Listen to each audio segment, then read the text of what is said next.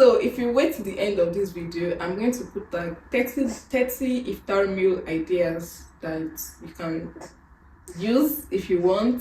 Allahuma, balighna Ramadan. Hello and welcome back to my channel. Ramadan is around the corner and I pray that Allah let us reach it and may make it easy for us to go through Ramadan in good health, in good spiritual mindset, and may accept it from us as an act of ibadah. This video is going to be in 3 sections. 1, reflecting on my past Ramadan. 2, what my intention and my goal for this Ramadan is. Then 3, iftar meal ideas. Let's get into this video. Honestly, growing up, I do not always look forward to Ramadan, and that is because if you are a girl in the African setting, your duty is majorly about getting the food ready, iftar, sahur, preparing. The spirituality part is you have to be intentional about wanting to participate spiritually in Ramadan. This is my own personal experience, so I do not always look forward to the whole Ramadan season at all.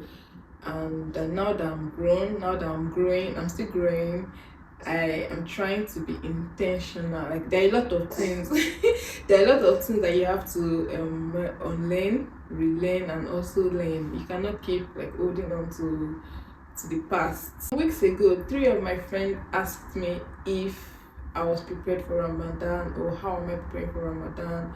And I told them the honest truth that I don't know how I'm feeling yet. Like, I am not yet in the mood for Ramadan, right? But I prayed to Allah that Allah should just make it easy for me to start getting spiritually inclined in preparation for Ramadan. And Allah listens, and He has listened to me, and now I am beginning to be in the spirit of Ramadan spiritually. I pray Allah makes it easy. Just like any other events coming up or season coming up, you have to prepare. Say wedding, Eid, graduation, you have to prepare towards it. You don't just let it meet you and you're like, you have to prepare towards it. So on Quran.com, I came across this section, preparing our hearts for Ramadan, and it's just like 9 sections, short section, but it is very, very rich in knowledge, and it's going to open your heart and prepare your mind for Ramadan. So I went through that. The other ways to prepare your Ramadan, there's Dr. Irfan Yunis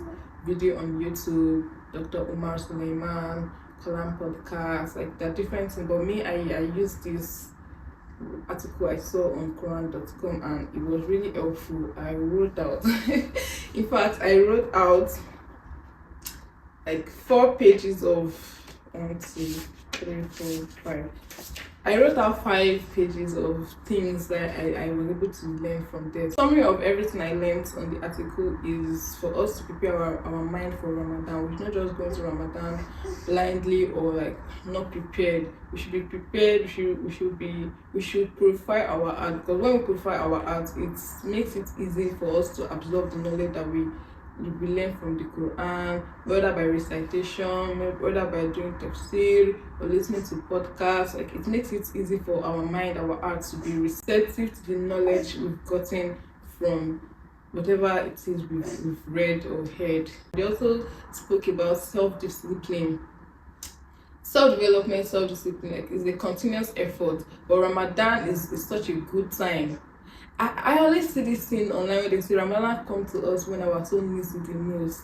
So Ramadan is such a good time to work on our self-development, to work on our discipline, resisting from doing bad things or negative attitude, becoming better Muslims and the like. So I really enjoyed like reading through this article, and it was really helpful. It has also made my heart more receptive to the idea of Ramadan coming, and inshallah I pray Allah makes it easy for me, Allah makes it easy for us, and may accept as an act of ibadah from us. Amin. My goals for Ramadan is just to take things slowly and be intentional about whatever it is I'm doing. I have like a list of things I want to achieve this Ramadan.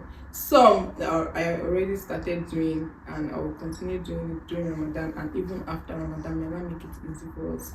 amin. So one of them is reciting my Quran and reading the translation. I love reading the translation of the Quran because it holds more water to me. Like it makes it more meaningful to me as opposed to just reading the Arabic. The Arabic I know is rewarding. You get every reward for every letter you pronounce. But reading the translation, it's so it changes my mind, my attitude towards the Quran. So I have been doing that before. I will continue doing it this Ramadan, inshallah, and after Ramadan, inshallah. Reflect. I'm not just going to read the translation. I am going to reflect upon what I've read, because when you read the translation of some verses in the Quran, you'll be like, "Oof, wow, this is so mind blowing." I like how that makes me feel. It makes me pause. It makes me like take everything I've read in, and it also makes me try to relate it to my life. Like, since I've been doing that, whenever I go out for work, I see the sky, I see the sun, I see the birds flying in the air. I'm like, this is like Allah's sign is everywhere around us. So that has helped me seriously. Reading the translation of the Quran, that has helped greatly. My next goal is to moisten my tongue with zikri, like reciting zikri, subhanallah, alhamdulillah, Allahu Akbar, reciting my zikri, like praising Allah, praising Allah, praising Allah, because why not? So moisten my tongue with zikri, and every zikri we say, we earn reward for it, for praising Allah. Isn't Allah merciful? Allah is very merciful because you are praising Him and He's also rewarding you as you are praising Him. I also, with the help of Allah, want to study and memorize the 99 names of Allah. Like, it is so mind blowing that Allah is so merciful. If you imagine, whoever learns that by heart will surely enter paradise. Like, Allah is going to allow you enter paradise just by memorizing His name. I'm not just going to memorize His name. I'm going to memorize His name, learn about it, and also see how it can, how it relates to my life. I cannot just be reading all these things and not relate it to my life.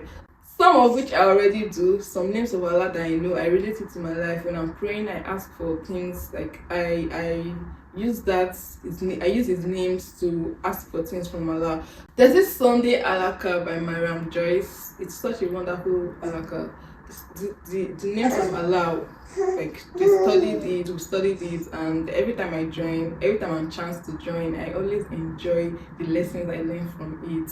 May Allah make it easy for us, and may Allah accept as an act of ibadah from us, amin. So the third part of this video, which is the iftar part of the video, because after fasting you want to break your fast with nice meal, and I know the stress of thinking of what to eat every day for 30 days. So I made out a list which I'll put on the screen.